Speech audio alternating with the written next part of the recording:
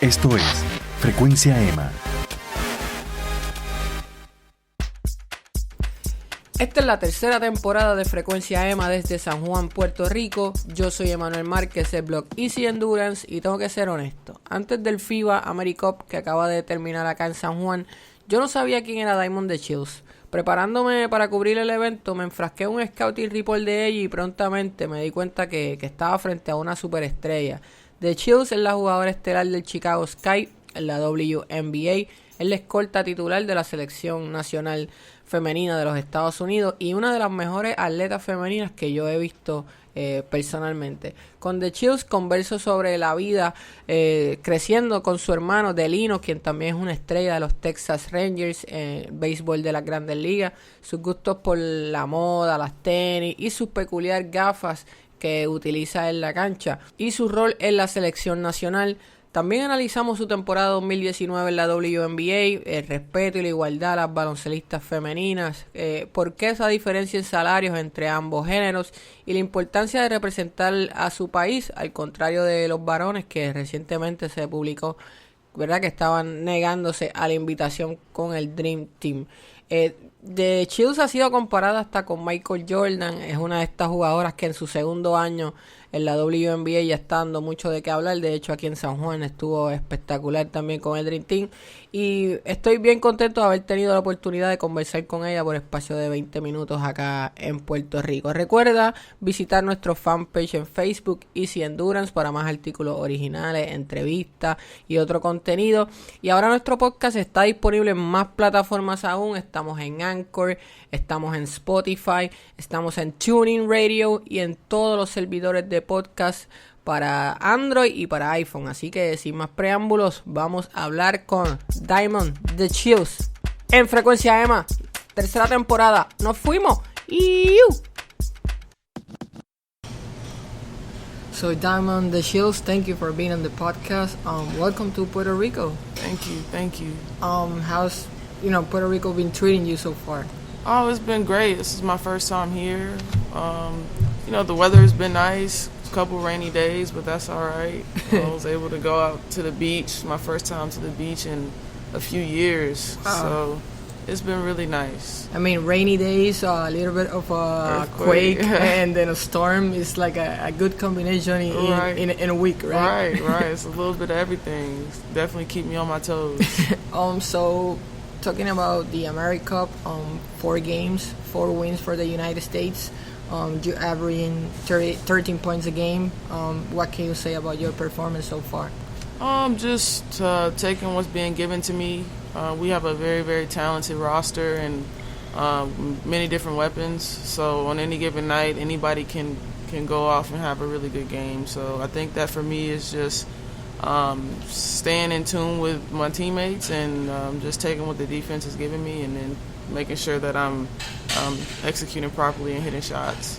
Right, so I want to talk to you about some interesting things about yourself that set you off different from the competition, especially wearing the glasses. Yeah. I believe everyone is going to ask you about the glasses, right? Yeah. Is that prescription or are you trying to protect your eyes? Yeah, I had to protect my eyes.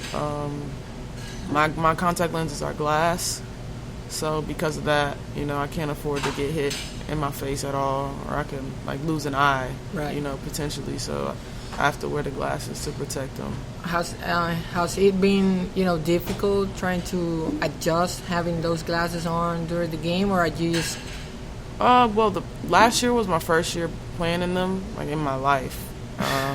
And so I remember I had a little strap that was made for them, right, and just trying to figure out how to keep them on my face because I take a lot of contact here and there, and also just getting adjusted to how they look.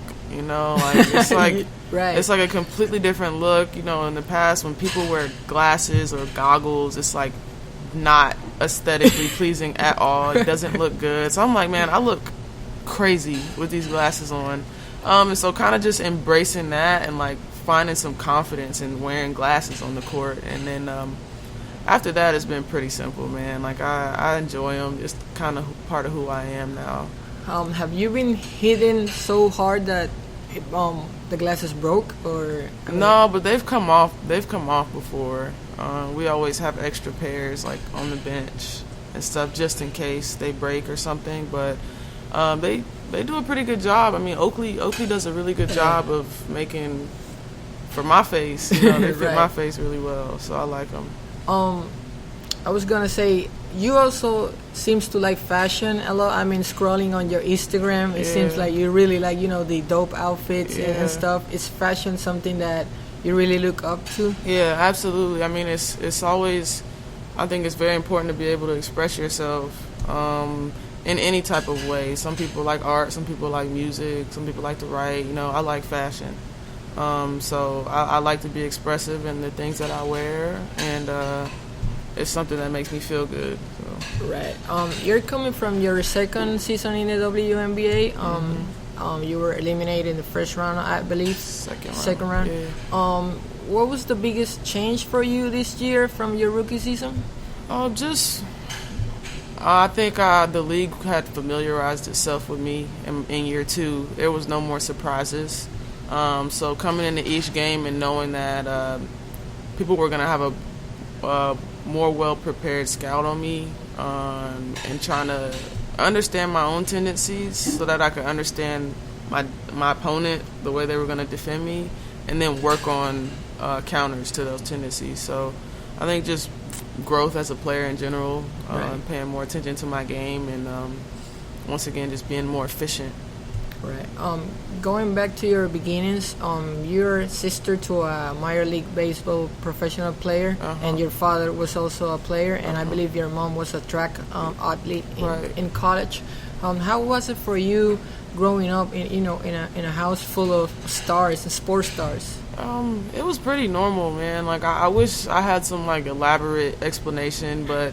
Really? You know, at the end of the day, like, your family is family. It didn't matter if my mom was Beyonce. Like, she's still mom. You know what I mean? So, my household was pretty low-key. You know, it wasn't too competitive or anything like that. My brother is my best friend, so we did everything together growing up. We shared a lot of our experiences through sports. Right.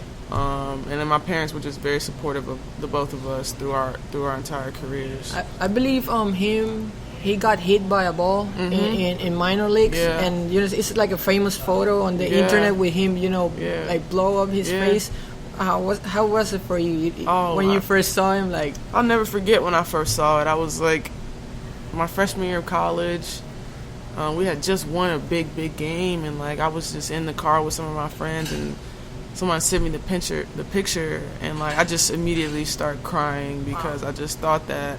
I thought his face was broken. You know, I thought he was going to not be able to play baseball anymore.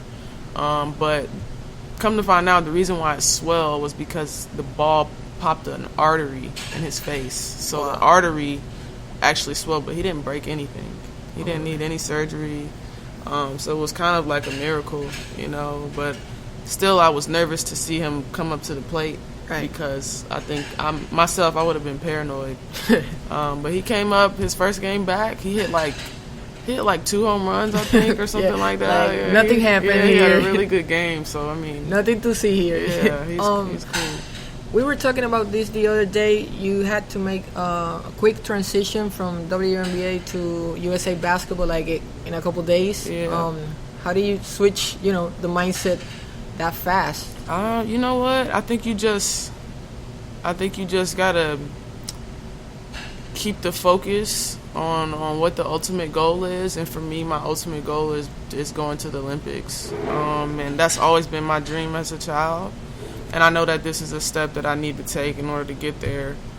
So although we lost in a fashion that was not ideal in the WNBA season, I had to shake it off really quickly so that I could come out here and perform and put myself in good standing so that I can be on the Olympic team. Right. What difference are you finding to the international FIBA games that you face here to your, you know, regular WNBA games? Well, I mean, there's always officiating, right? I mean, WNBA officiating isn't very good, so it's not me saying FIBA officiating is bad. But the rules are a little bit different, so you have to adjust to that. And then the style of play, you know, some teams are very, very small. Some teams are bigger. Some teams want to play fast, some teams want to play slow, and that'll be a trend of that team because of that's the country that they represent. Like, you know what I mean? Like Right. Argentina, we knew was gonna be really physical, but they're always like that. Brazil, they're very energetic, emotional team. They've always been like that. So there are common themes on each team that you kind of have to recognize and implement that into your game plan. In terms of the contact, where do they hit the most, here or in the States? Oh, I mean, I think we get hit pretty bad in both leagues, but we get the least calls here. Oh, okay. Yeah, we get the least calls So here. they let you guys, Yeah, we get beat up pretty good, but it's we expect it. We understand why that is. Right. Diamond, you transfer in college from North Carolina to Tennessee. How do you think that decision has set the tone for the rest of your career? I mean, I think it could have set the tone. I think there was a loyalty aspect to me that people were questioning. There was a commitment aspect to me that people were questioning. And I think that could have set the tone. But I've worked really hard and really diligently and just being myself and staying true to who I am, and allowing people to see me for me. I was a kid, and you just do things when you're young. And, like, I'm an adult now, so it's Right. like all that stuff that happened. I'm not denying it, but that's, like, there's no negative thing about me transferring schools. It was all a part of me becoming this person, and I'm very proud of who I am. So I don't regret any decision I made. So ultimately, it was the best decision that you could have. For sure. For sure. I want to go to athletes in the men's program saying no to the national team, like declining invitations Right. to the national team. How do you feel about that? I think that is, personally, I think that it's unfortunate, because this is something that is like the pinnacle in all sports, right? Like going to the Olympics and any sport is the most amazing thing you can do, and going and competing for a medal at that. I think a lot of guys were talking about load management. All right. I kind of feel some type of way about that term because it's a luxury that we simply can't afford, and I think that if you were going to load manage, like, why would you load manage for the Olympics? I think there are other times, like during the summer, maybe you can rest, but I think that representing your country is the greatest thing that you can do, Right. Especially in the field of sport, and I hope that gets fixed, because we want to see our men's team go out and put the best 12 players on the floor, just like we do. Right. So I hope that more guys kind of come back around to it. I think it's gonna happen because they're seeing that the world is catching up to you guys, if you Right. can call it that way. I mean, the guys just finished 7 Right. in the World Cup, so that Right. means there is 6 teams that are either at your level or Yeah. that can be competitive. Diamond, do you feel that women's basketball and women's sports in general is getting the respect that it deserves? No. I mean, we never really get the respect that we deserve as women. But all we can do is keep fighting for it, and continue to represent ourselves in a way that's respectable, and allow people a chance to see our game.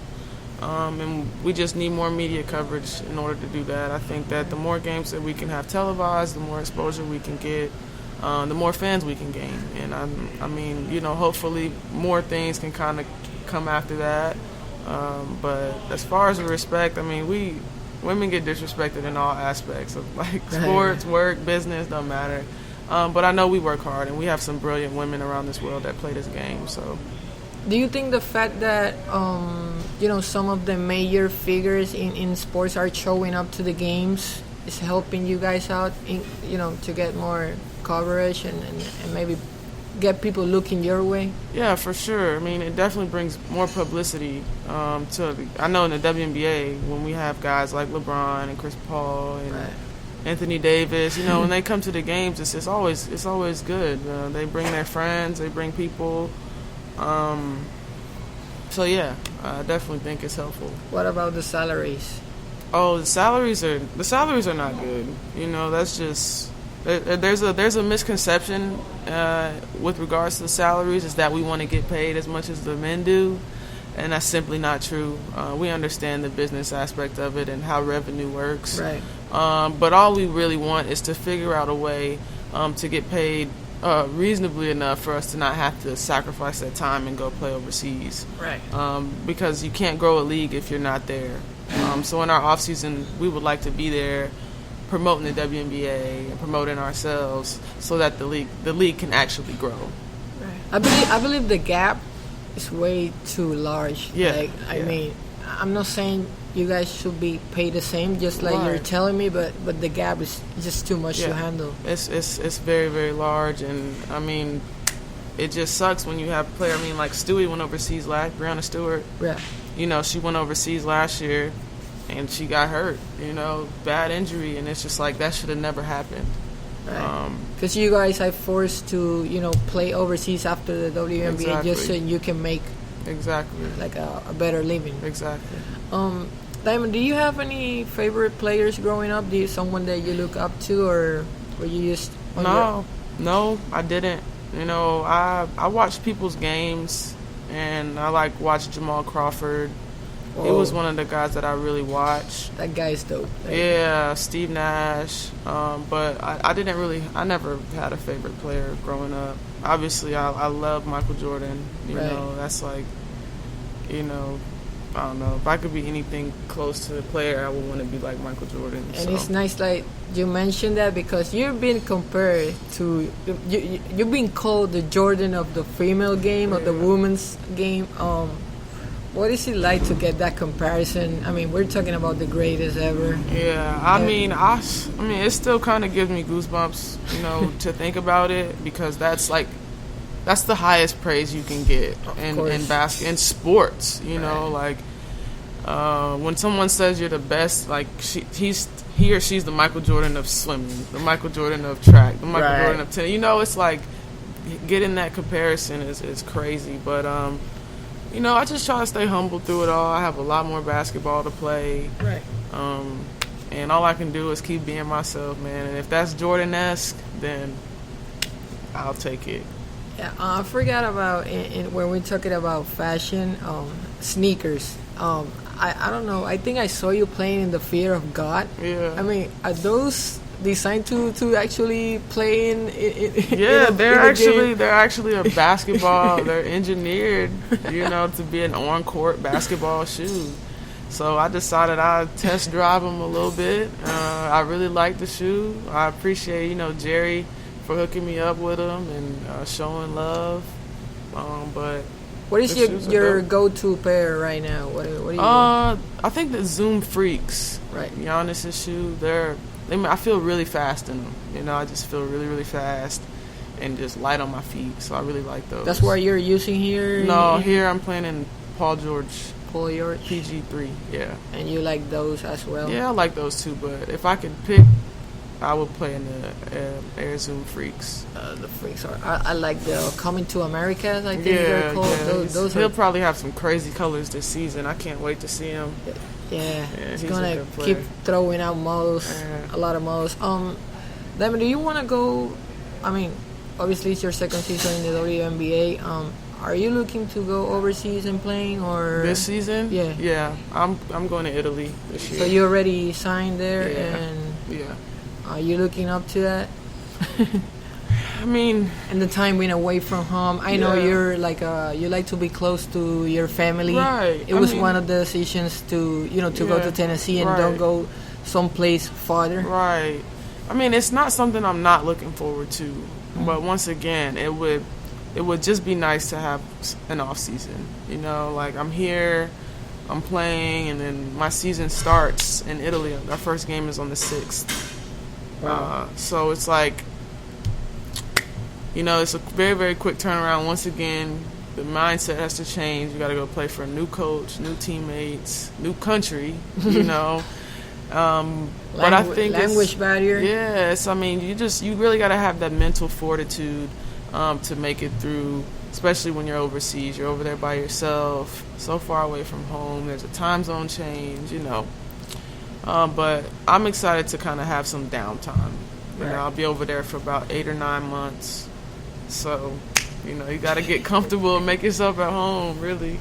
I think you I don't know if you call this yourself, but you like your pull-up jumper as a one of your main weapons.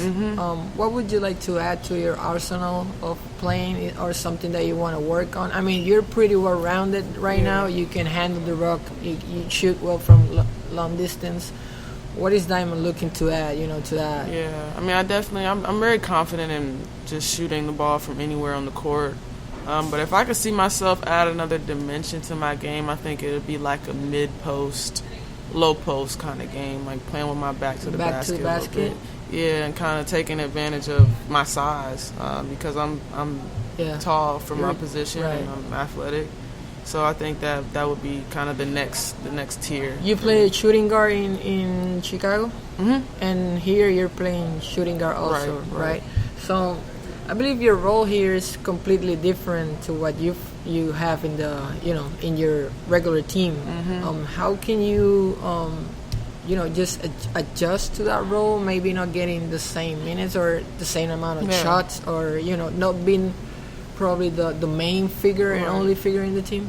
You just make the most of what's given. Like, I know that first and foremost, Coach Staley wants me to defend and be disruptive as a defender. So I'm like, putting a lot of effort into my defense. And not that I didn't in the WNBA, but like my role there was kind of to just score and just make plays. But out here, I think everybody has a very, very specific role that contributes to the success of the team. And I think the quicker you can embrace that, the more enjoyable your time will be, and the longer you'll be able to hang around in this USA basketball pool. Right. Finally, Diamond, what would be the message that you're trying to, leave behind for people that look up to you, and want to be an accomplished basketball player, accomplished athlete, just like you are? Obviously you come from a family of sports, but you have your obstacles that you have to overpass. When you were injured early in your career, what would that be? What would be the message? I think the message would be that the way you're represented and the way you represent yourself will always remain authentic, as long as you stay true to who you are. Like, don't ever change who you are or do something outside of what you believe if it doesn't feel right to you. Always follow your heart, and just believe that the universe is already kind of working in your favor. And as long as you just stay true to that, then I think that everything will just fall into place for you. All right, Diamond, that's great. I appreciate your time. Nice meeting you, and good luck in the rest of the tournament. Thank you. I appreciate that. Thank you. Gracias por escuchar Frecuencia Emma. Recuerda suscribirte a nuestro podcast para más episodios como este. También visita nuestro blog en facebook.com EasyEndurance para más artículos originales, videos y noticias.